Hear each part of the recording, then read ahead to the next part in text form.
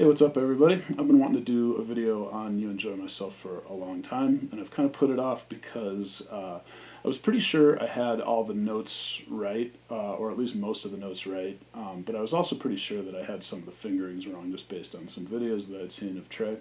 So in quarantine here, I decided to finally just do a deep dive on the tune, figure out Trey's fingerings, get the notes dialed in, and I think I've got it about 90% right here. So the version that I used to reference mostly was one that's on YouTube of Trey playing it with the Seattle Symphony in 2014. You can find it on YouTube, and it's a great video because the guy shooting it was right at Trey's feet, so you get a really good look at Trey the whole time. I also, just for comparison, I referenced, the studio recording the song, which I actually think has at least a couple of mistakes in it.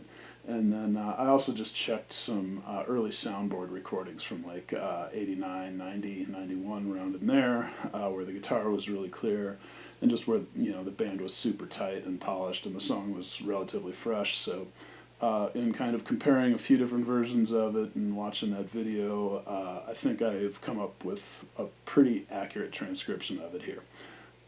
So what I'm going to do is run through it. I'm just going to do it slow. Approximately, I was doing it with a metronome earlier, and I was at about 100 beats a minute, where the song actually clocks in at more like 150, 160, something like that. But I figured for the purposes of this video, doing it slow would be more useful. And I'm going to talk about it a bit afterwards too, but I figured I'd get down to business and play it first. And one other thing, so I'm going to probably gloss through a few parts because, for example, there's some parts that repeat a bunch of times. I probably won't do the full number of repeats, and also there's some parts where there's some rhythmic weirdness going on. It would be really hard for me to nail that without the help of a drummer to hold that down for me, so I'll probably gloss over those parts as well, but at least from this video you can get the intro and the gist of how to play all the parts. 1, 2, 3, 4.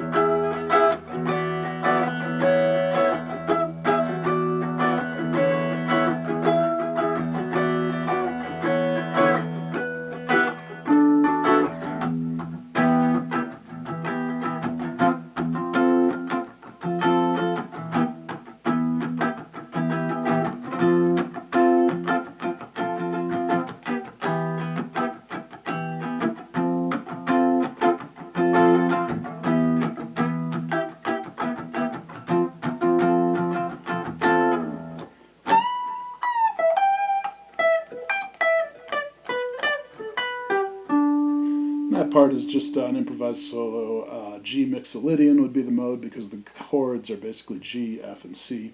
G Mixolydian, and really even just G major pentatonic works really well there. After that section, we're going to repeat that E minor F thing again, and then repeat the solo one more time.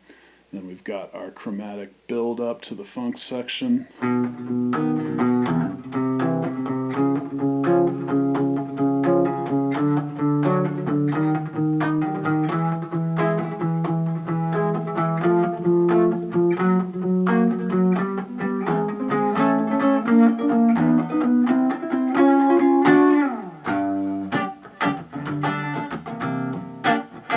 That part, the funk jam is just G minor 7. You can play it like that or like that. Go into C9, and it's just an improvised jam in the G Dorian mode. So that's the tune. And so a few things that I guess are worth talking about a little bit in terms of how to play this and how to practice this. So one thing you want to go for is being the word is legato, right? And the opposite of legato is staccato. Right, staccato kind of means short, quick notes. Legato means longer, smooth notes, like where the notes are connected. So each note you hear each note up until the next note starts, but you don't want to hear those notes overlap either. So, when you have an arpeggio, like say this B flat at the beginning, you don't just want to hold down the whole B flat chord and just let the strings ring together. You really want to hear those one note at a time. So there's some timing going on between your pick and your fingers to make sure you hear each note the right way. You also want to try to keep your tone as consistent as possible, right? You want all the notes to be, roughly about the same volume level and the same approximate attack with your pick and that kind of thing. So you're going for a real smooth sound here. You're going to run into a few spots where you have multiple notes in a row on the same fret on different strings, so you're going to have to grab them with one finger like this F arpeggio. So you have 3 notes in a row on the same fret on 3 different strings. So to do that, you kind of do this rolling thing where you're standing up on the first note and then kind of lay down so that you're releasing the pressure on one note and placing the pressure down on the next note. And it happens kind of in both directions. Takes a little practice to get that down. And of course, when you bring the song up to tempo, those little imperfections probably don't matter so much. But that brings me to the next point that I wanted to make, which is this is something that is definitely worth practicing super slow. Even slower than I just played it, right?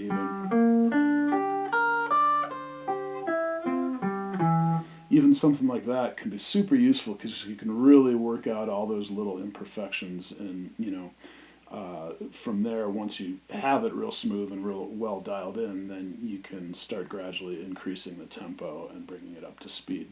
Like I said, I think my run through was in the neighborhood of 100 beats a minute, and the song clocks in at about 150 or 160.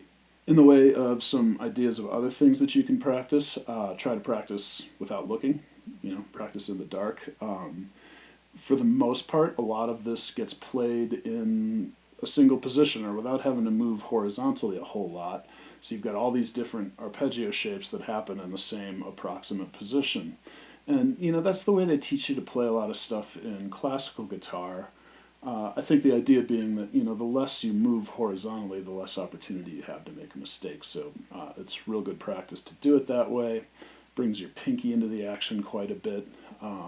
So if you're, playing it in one position and not moving horizontally that much, you can really do it without looking, and that is awesome practice. Another thing that is really good practice, and this is pretty hard, but if you can do it, man, you'll know the song really well. That would be to just mute the strings with your fretting hand, play through all the mute the strings with your picking hand, play through all the arpeggios with your fretting hand, but to where you can't hear anything. So you just have to strictly rely on, muscle memory and your fingers knowing where to be. And also try to identify each of the arpeggios as you go through them. That's really helpful in terms of just gaining fretboard knowledge. If you're working through this and you find that there's a fingering that you don't like and you want to, change a fingering in a certain place, I think that's perfectly acceptable. The way I've always played it was a little differently than the way I just showed you. I figured it was worth learning how Trey does it and how, to get an insight as to how he thinks about the fretboard. But if there are ways of playing through these arpeggios that make more sense to your head and that are easier for you to manage, then I don't see any problem with changing it.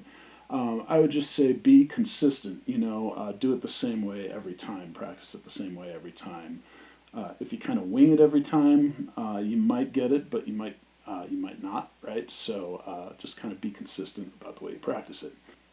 I'll put my tab for this in the notes of this video. Pay attention to the repeat signs in the tab. There's a bunch of places where I just use repeat signs. And like I said, I think I'm pretty accurate with my fingerings, but feel free to adjust as you see fit, and let me know if you have any questions.